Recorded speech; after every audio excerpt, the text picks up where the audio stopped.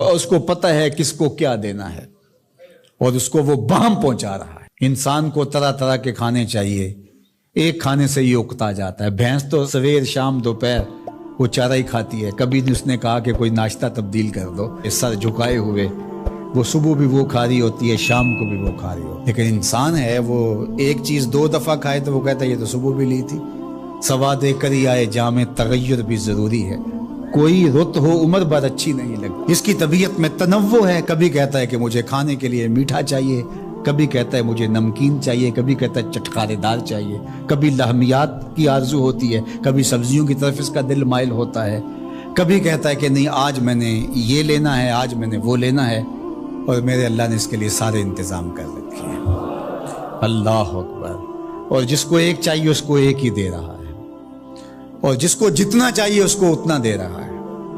ہمیں تو ہنڈیا کے لیے آدھا کلو یا 1 پاؤ گوشت چاہیے ہوتا ہے، لیکن شیر کو میں نے افریقہ کے اندر لائیو ناشتے کرتے دیکھا ہے، اور وہ پورا ہرن جو ہے وہ ہڑپ کر جاتا ہے، اللہ روز اسے دیتا ہے۔ ہنس ایک پرندہ ہے، وہ سچے موتی کھاتا ہے، اور سچے موتی پنساری سے آپ لینے جائیں تو تولوں ماشوں میں ملیں، اور وہ بھی لاکھوں روپے میں، اور وہ بھی تیقن سے آپ نہیں کہہ سکتے کہ اس میں 2 نمبری تو نہیں ہے، یہ واقعتاً صحیح ہے، چونکہ آج کل تو یہ چیزیں چلتی ہیں، لیکن اس کو پیٹ بھر کے چاہیے ہوتے ہیں صبح شام دوپہر۔ اور دنیا کے اوپر ایک ہنس نہیں رکھا ہوا اللہ نے، لاکھوں ہنس کروڑوں ہنس دنیا پہ پائے جاتے ہیں، اور ان کو اربوں موتی روز چاہیے، اللہ روز عطا کر رہا ہو۔ تو یہ ہے اس کی ربوبیت، جس کو جو چاہیے وہ عطا کر رہا ہوتا ہے۔ رب العالمین، تمام جہانوں کا پالنے والا ہے۔ رب کا معنی علماء نے یہ کیا ہے، حضرت عبداللہ ابن عباس فرماتے ہیں انہ مالک الدنیا وانہ مالک الاخرى، یہ دنیا کا بھی مالک ہے اور آخرت کا بھی مالک ہے۔ رب یہ صرف دنیا میں ہی نہیں، آخرت کے اندر بھی اس کے خانے کرم پہ لوگ پل رہے ہوں گے، اور دنیا میں بھی اس کے خانے کرم پہ لوگ پل رہے ہیں۔ اب عالم کیا ہے؟ ما سوی اللہ کو عالم کہتے ہیں۔ علماء نے اس پر بہت کچھ لکھا، لیکن حضرت وہب بن منبہ رضی اللہ تعالیٰ عنہ فرماتے ہیں کہ 18,000 عالم ہیں، ان میں سے ایک عالم یہ عالم دنیا ہے۔ بہت ساری چیزیں ہیں، ہماری انسان کی پہنچ ہی وہاں تک نہیں ہے۔ وما یعلم جنود ربک الا هو، اللہ کے لشکروں کو کون جانے؟ اللہ، وہی جانتا ہے اس نے کیا کیا پیدا کیا۔ انسانی مرغ عقل تھک کے گر جاتا ہے۔ اللہ اکبر۔ تو کہا رب العالمین، تمام جہانوں کا پالنے والا۔ اچھا، یہاں رب المسلمین نہیں کہا گیا، رب المطیعین نہیں کہا گیا، رب المتقین نہیں کہا گیا۔ صرف نیکوکاروں کا، اچھے لوگوں کا رب ہو، جو نہیں مانتے وہ ان کا بھی رب ہے، جو انکار کرتے ہیں ان کا بھی رب ہے۔ اللہ اکبر۔ یہ اس کی ربوبیت کی شان ہے کہ وہ اپنوں بیگانوں کو سب کو نواز رہا ہے۔ اور اگر آپ کی توجہ ہو تو یہاں ایک جملہ اور کہنا چاہوں گا، رب کا لفظ جو ہے وہ واحد ہے اور عالمین جمع ہے۔ رب العالمین، ایک رب اتنے جہانوں کو پال رہا ہے، ایک رب اتنے جہانوں کو پال رہا ہے۔ چلو اس سے آگے ایک اور بات کروں، رب واحد ہے اور عالمین جمع ہے، تو ایک رب کے کئی بندے ہو سکتے ہیں، ایک بندے کے کئی رب نہیں ہو سکتے، اس لیے رب کو واحد رکھا، عالمین کو جمع رکھا۔ کیونکہ اگر ایک خادم جو ہے، ایک غلام 5-6 آقا رکھے تو ایک کہے پانی لے کے، اور دوسرا کہے کہ میرے حقے میں آگ بھرو، اور تیسرا کہے تو وہ کدھر جائے گا کدھر جائے گا، اور ایک آقا 100 خادموں سے بھی کام لے رہا ہے۔ تو رب کو واحد رکھا، عالمین کو جمع رکھا، اس لیے بندے کا رب ایک ہی ہو سکتا ہے، 360 نہیں ہو سکتے۔ رب ایک ہی ہوگا، اور ایک رب کے ہی بندے جو ہیں وہ ہزاروں ہیں۔ وہ تمام جہانوں کو پال رہا ہے۔ کیوں پال رہا ہے؟ کوئی ضرورت ہے اسے؟ جو بھی ہے، باپ اولاد کو پالتا ہے تو اس کے ذہن کے کسی گوشے میں ہوتا ہے یہ بڑھاپے کا سہارا بنے۔ شاگردوں کو استاد پڑھا رہا ہوتا ہے، اس کے ذہن میں ہوتا ہے کہ کل یہ میرے کاز میں میرے ساتھ کھڑے ہو جائیں گے، میرے ساتھی ہوں گے۔ ملازموں کے ساتھ ان کا باس کھڑا ہوتا ہے تو ان سے کام لینا ہوتا ہے، غرض ہوتی ہے۔ تو اللہ اتنے جہانوں کو پال رہا ہے تو کیا غرض ہے؟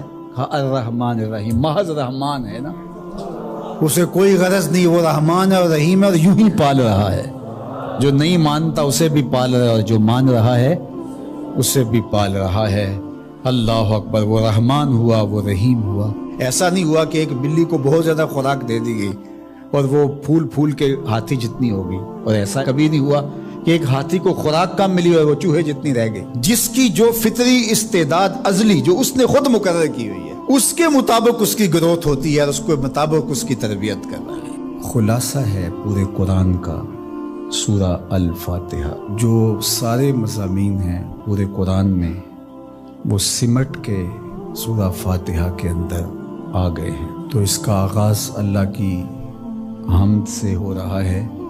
الحمدللہ، تمام خوبیاں اللہ کے لیے۔ کسی کے اختیاری حسن پر، کسی کے اختیاری جمال پر جو ثنا کی جاتی ہے، ستائش کی جاتی ہے، اسے حمد کہا جاتا ہے۔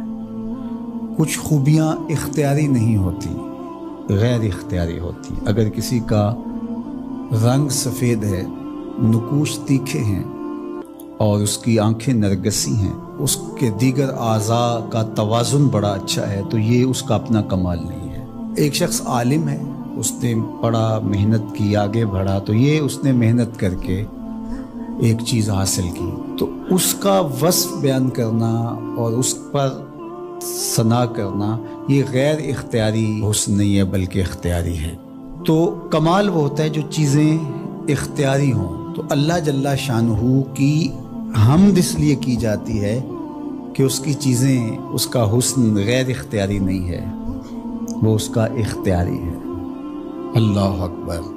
تو کسی کے اختیاری حسن پر تعریف حمد کہلاتی ہے، اور اگر وہ نعمت کے مقابلے میں ہو تو وہ حمد شکر کہلاتی ہے، اور اگر نعمت کے مقابلے میں نہ ہو تو اس کو حمد کہا جاتا ہے۔ حضرت کعب احبار رضی اللہ تعالی عنہ فرماتے ہیں کہ الحمد کی تفسیر ثناء اللہ ہے، اللہ کی ثنا، اللہ کی تعریف۔ اور حضرت ضحاک بن مزاحم نے اس کا ترجمہ کیا ہے الحمدللہ رداء الرحمن، یہ رحمان کی چادر ہے۔ جس طرح چادر زینت دیتی ہے اور وقار کی علامت ہوتی ہے، اور اہل عرب کندھے کے اوپر چادر ڈال کر کے جو ہے وہ ایک خاص ان کی حیت ہوتی ہے۔ یہاں گرمی سردی سے بچاؤ کے لیے چادر لی جاتی ہے، لیکن عرب میں چادر جو ہے وہ زینت کے لیے لی جاتی ہے، اور وہ آپ نے دیکھا ہوگا کہ عرب علماء یہاں کندھے پہ چادر رکھتے ہیں، تو وہ زینت کے لیے ہوتی ہے، ضرورت کے لیے نہیں ہوتی۔ تو اس لیے یہاں جو رداء الرحمن کہا گیا ہے، تو الحمد رحمان کی زینت ہے، وقار کی چادر ہے۔ ثنا کی جتنی بھی قسمیں اور جتنی بھی صورتیں ہیں وہ اللہ کے لیے، وہ ڈائریکٹ تعریف کی جائے تب بھی اللہ کی، انڈائریکٹ تعریف کی جائے پھر بھی اللہ کی ہے۔ یعنی پھول کو کہا جائے کیا خوب پھول ہے تو پھر بھی اللہ کی تعریف، اور کہا جائے سبحان اللہ پھول کو دیکھ کر پھر بھی اللہ کی تعریف، پاکیزگی اللہ کی بولی جا رہی ہے۔